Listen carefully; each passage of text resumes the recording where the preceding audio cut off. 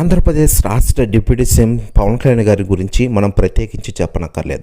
పిఠాపురం నియోజకవర్గంలో ఎమ్మెల్యేగా గెలిచి అత్యధిక మెజారిటీతో ఆయన ఆ సీట్ను సొంతం చేసుకున్నారు.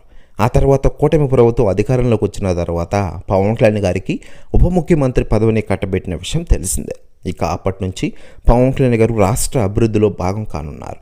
ఇదిలా ఉండగా పవన్ కళ్యాణ్ గారికి అనేక మంత్రిత్వ శాఖలు కూడా ఇచ్చారు.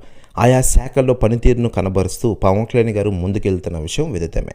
ముఖ్యంగా పంచాయతీరాజ్ వ్యవస్థలో కీలక మార్పులు తెచ్చారు మన పవన్ కళ్యాణ్ గారు. దీంతో పవన్ కళ్యాణ్ గారి పేరు ఆంధ్రప్రదేశ్లోనే కాకుండా తెలుగు రాష్ట్రాల్లో మారుమోగుతున్న విషయం విదితమే.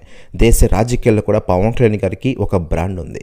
మరోవైపు పవన్ కళ్యాణ్ గారి గురించి రాజకీయ నాయకులు స్పందిస్తూ ఉండగా తాజాగా తెలంగాణ మాజీ సీఎం కేసీఆర్ గారు కొన్ని కీలక వ్యాఖ్యలు చేశారట.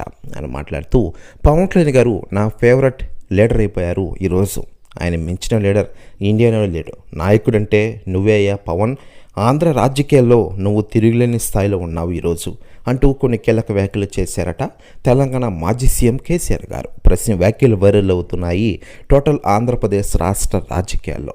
మరోవైపు పవన్ కళ్యాణ్ గారు ప్రస్తుతం ఆంధ్రప్రదేశ్ డిప్యూటీ సీఎంగా ప్రజలకు పలు రకాల సేవలు అందిస్తూ ముందుకెళ్తున్న విషయం విదితమే. మరోవైపు సినిమాలు నటిస్తూ ఔరా అనిపిస్తున్నారు.